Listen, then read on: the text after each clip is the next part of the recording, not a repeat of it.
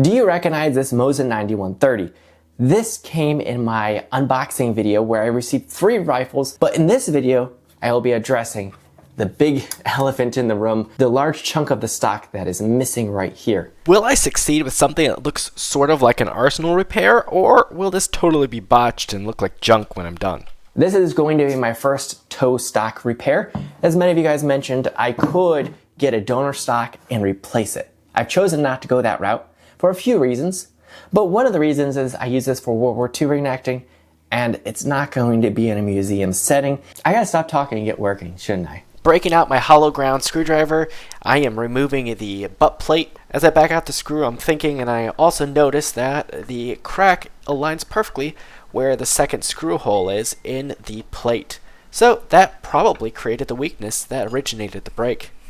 These Mil-Surps, their history is just always a fascinating mystery.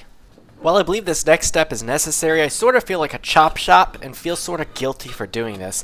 But I needed a clean, flat surface to bind the wood grains parallel to each other between the new piece of wood and the stock. While this is a process that really can't be undone and I feel a little bit like I'm damaging history, history has already been damaged, and all I'm trying to do is actually make it one again and usable and bring it back to life. Otherwise, this stock would be completely replaced, which would be throwing away history of itself, and a stock replacement's always on the table in the future. I don't think it'd really be practically feasible to carve the new donor wood to match all the torn out, splintered wood grain from the break that was originally there.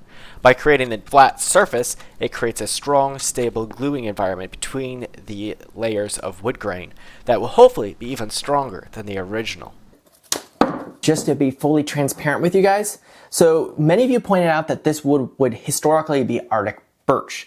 Now, to get Arctic birch blank is very difficult to get a hold of, and apparently birch has a tendency to break easily. Surprise. So I looked at what would be the correct wood, or what wood could be used besides Arctic birch, and apparently hardwood maple is a very similar grain and would create a stronger repair. So that is what I am trying here. Now I just need to find 3 more Mosins that need toe stock repairs. As I have 2 flat surfaces now, in theory I could just glue these 2 chunks together, the stock and the donor piece of wood here, but that's a whole lot of material to hog off by hand and cut off to reveal the final shape of the repaired stock. I don't want to do that. That's a whole lot of extra work, so by tracing it, I'm hopefully going to be able to get it to my rough shape before I glue it up. But in order to get an accurate matchup, I need to leave a little bit of extra material that I can remove and bring it to its final shape so everything matches up perfectly without having to remove excess from the stock. That's the goal. With the measurements taken and the lines drawn out, I go over to hack off the most material the fastest possible. My first tool of choice here, the go-to, is of course the bandsaw. With the initial shape locked in, I move over to the belt sander / grinder to refine the shape further. Holding this awkward piece of wood with this course of sandpaper speeding so close to my fingertips, it always makes me a little bit nervous. But I'm careful and work it down, and I even made it through this project without even a scrape. Okay, here is the finished toe that I've made. It's not fully finished, it's at maybe like 1/1000th or something like that too large for the stock, so that I can bring it in and merge these 2 together hopefully. But besides that, it should be ready to glue with 2 flat surfaces that will mate up really well for a glue joint. So that's the current status. I'm going to apply the glue and then let it set and dry and cure, and then we'll go from there. Now at this point, I am thinking about skipping using vertical pins. This is a large gluing surface, and I'm using Titebond 2, which should be more than strong enough of a wood glue to bind these 2 surfaces together. Am I overlooking an important detail? I don't think so, based on my research and the glue strength. I think the glue alone, without the wood pins or the brass pins between the 2 pieces of wood, should be plenty of enough strength to keep everything together. Let me know in the comments, am I overlooking anything? I can always add pins in the future. After around 24 hours of waiting, I can finally remove these clamps as I have time to work on this again. Real quick, just wanted to mention that at the very end, I'll have some before and after photographs to give you an idea of what we did and where we came from in this project. Anyways, let's get back to it. I'm going to use a spoke shave to carefully work in the dimensions, especially right where the toe meets the stock near the thin end. That's where most of the material needed to be removed, and then I had to work in very slowly the sides and the overall shape as I went. I was very careful to remove little by little because I didn't want to dig into the original stock, and I didn't want to remove too much because then I would have to blend it in further or completely start from scratch again, which I didn't want to do. So while working carefully seemed slow, in the long run it was the fastest option. And then I move into trying to blend it into the original stock. I wanted it to be as seamless as possible, but I also didn't want to damage the original. You'll see with the sandpaper, I did work around the perimeter, sanded a little bit of the original stock, but I tried to keep that as minimal as possible. And now for once, this is one place I can actually cut a corner and use a power tool and remove some material in the fitting. And that is, there was a little bit of excess material on the end of the stock, so I used the sander to eat that down very quickly and get it to the correct shape. Now, where the joint was very close to where the screw went in. So I'm imprinting the stock part, and I tried drilling in the recess for the screw, but that didn't quite work. It gave me a little bit of a headache. So I carved it in by hand and ended up drilling the center. Hopefully this doesn't come back to bite me. I don't think this joint will have a weakness with that screw there, but it's definitely not ideal. As I have the stock blended together, I'm feeling like I can breathe a sigh of relief here, and I'm going to move on to trying to make the appearance look appropriate. So my first approach was like, hey, maybe I can dull the finish to make it look more wartime appropriate, and then at the same time, blend the original finish onto the new piece of wood. In theory, it was a great idea. And from what I was reading, the proper solvent to use for this application was denatured alcohol, or fuel. And it sort of was working. I was noticing it was bleeding over. As I'm going to, I'm just not happy with the look. The repair is standing out obviously, and I can't bleed over enough of the original finish onto the repair to make them look like they match.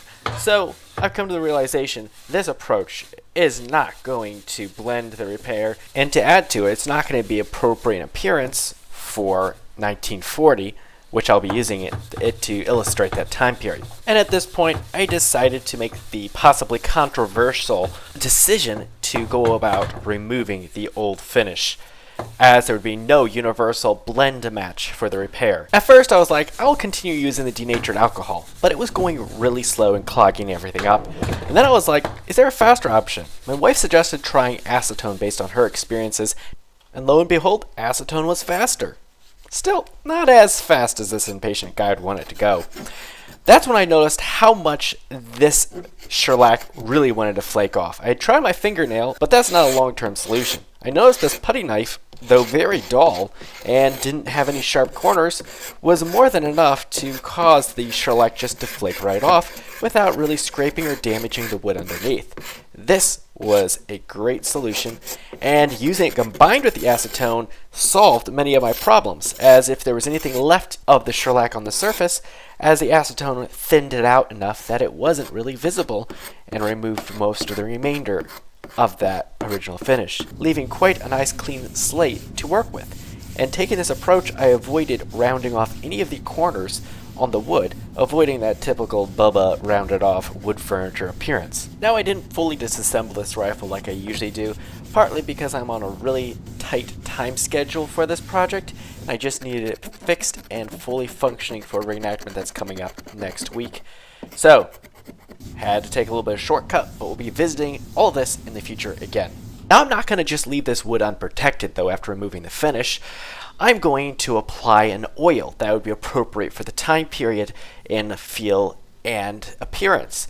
From what I was reading, they did use oil finish, and as a result, probably would have used like a linseed oil. Now, in this case, I'm going to be using Tung oil, which is pretty much a good substitute due to its finish in appearance and in feel. I also have a lot of this around the shop from working on a lot of different Enfields. I applied a few coats by hand, first with a paper towel, and then I used some very fine steel wool just to make sure it filled in all the wood grain, making sure it's nice and smooth. Now the key here is very fine steel wool and using it as limited as possible to get the desired finish. The goal behind this is to not damage any of the original character, wear, or stamps that were in the wood already. The benefit of taking this approach also is, in theory, in the future, if I ever wanted to restore a shellac, amber shellac appearance to this rifle, I could. All the stampings, all the marks, all the dings are still preserved, and I can apply it and it'll have a universal, uniform finish from the muzzle to the end of the stock. After that, I decided to apply a little bit of gun oil, in this case mineral oil, to all the metal surfaces that were exposed to help protect them at the upcoming reenactment.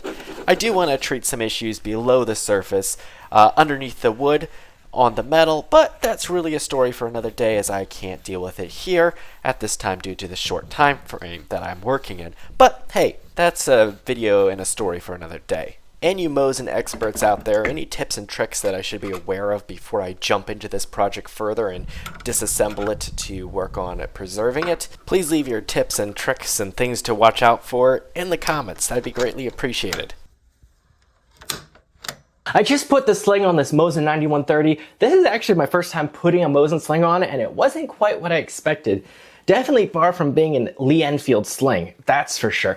Anyways, the story of this rifle is very far from being done. There's a lot more to be seen and to be said and to be done with this rifle on this channel. So make sure to subscribe and stick around. Speaking about things to be done and what this will be doing, coming up in about a week, I'll be at a World War II reenactment, and I am hoping, if everything goes as planned, to be able to field this during some of the battles. Which means, in the future, this gun will show up on this channel in reenactment POV battle footage, where you can see it cycle and operate as close as historically accurate as we can get it for this time period. I have some questions for you Mosin experts out there, so I want to get your guys' take. There are some issues. I've noticed a little bit of rust playing peekaboo and poking out from underneath the wood. And that is a little bit concerning to me, as I do not want to allow that to grow. As a result, I am planning on a full disassembly and cleaning of this rifle underneath the wood. Now, you Mosin experts out there, let me know, is there anything I need to look out for when disassembling this Mosin completely? I'm familiar with working with a lot of other Mil-Surp rifles, but I haven't worked with a Mosin. Is there any traps that I need to be aware of? Let me know in the comments. As you've reached this part of the video, I'd assume you liked it, so make sure to hit that like button, comment down below, and also look for that hype button if you're on a mobile device. Give it a click. It helps this channel a whole lot more than you might think. This is Brave Builds, where history, kit, and reenacting all come together to help us build a better understanding of their bravery, because their stories deserve to be remembered.